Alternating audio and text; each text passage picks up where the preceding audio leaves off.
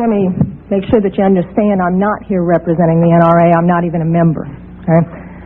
Secondly, I'd like to say that in your opening statements, you commented specifically on my testimony, saying that basically it had nothing to do with this issue. And I had to chuckle because then I noticed you had Mr. Brady up here, who was hit not with an assault weapon but with a .22 caliber revolver. So getting beyond that, I didn't grow up in a house with guns. I don't hunt. I personally abhor hunting. But I was given a gun by a friend when I was 21 to carry in my purse for self-defense, and I was taught how to use it. A couple of years ago, my parents and I went to a cafeteria in Texas on a bright sunny day. We weren't in a dark alley where we weren't supposed to be. And as you all know the story, this madman drove his truck through the window, and he began shooting. Well, immediately, my father and I got down on the floor and put the table up in front of us. And this guy kept shooting. And you're thinking, what could it be? Is it a robbery? That's the first thing that generally comes to mind. And he keeps shooting. It took me a good 45 seconds to realize that this man wasn't there to commit a robbery. He wasn't there for a hit. He was there to simply shoot as many people as he possibly could. Now, I'd like to make something clear. I hear all this talk about how many bullets can go in a clip. I've been there. I can tell you it doesn't matter. It takes 1 second to switch out a clip. You can have 1 bullet or 100 bullets. It doesn't matter, guys. I've been there. He goes, dump, dump, just like that. That's not enough time to rush a man, I promise you. When I finally realized what was occurring, I thought, I got him. And I reached for my purse. He was maybe 12 feet away. Is it possible my gun could have jammed? Sure. Is it possible I could have missed? Sure. But I can tell you I've hit much smaller targets at much greater distances.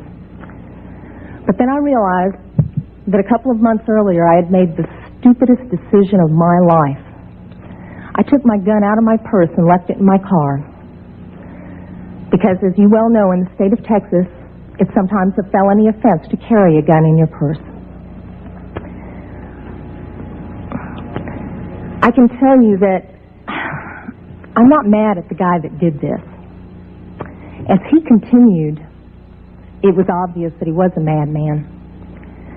My father, at that point, said, I've got to do something. I've got to do something. He's going to kill everybody in here, and he rushed the man. No way. This guy turned, shot him in the chest. He went down, was obviously mortally wounded.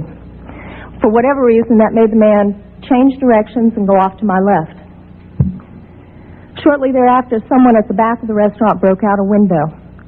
When I saw what looked like an opportunity to escape, I turned around and I grabbed my mother by the shirt and I said, come on, we've got to run, we've got to get out of here. And then my feet grew wings and I was out the back window. As soon as I got out, I realized that my mother had not followed me out. And as I learned from the police officers, she had crawled over to where my father was and cradled him until the guy got back around to her, put the gun to her head. She looked up at him, put her head down, and he pulled the trigger. My parents had just had their 47th wedding anniversary. She wasn't going anywhere. As I mentioned, I'm not really mad at the guy that did this, and I'm certainly not mad at the guns that did this. They didn't walk in there by themselves and pull their own triggers. The guy that did it was a lunatic. That's like being mad at a rabid dog. I'm mad at my legislators for legislating me out of the right to protect myself and my family. I would much rather be sitting in jail with a felony offense on my head and have my parents alive. As far as these so-called assault weapons, you say that they don't have any defense use. You tell that to the guy that I saw on a videotape of the LA riots, standing up on his rooftop, protecting his property and his life from an entire mob with one of these so-called assault weapons.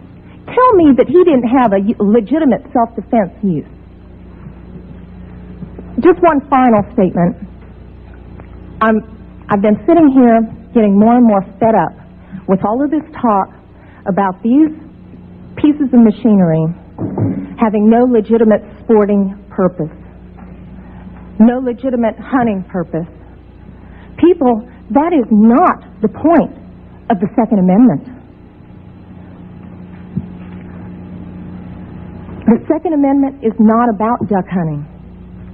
And I know I'm not going to make very many friends saying this, but it's about our right, all of our rights, to be able to protect ourselves from all of you guys up there.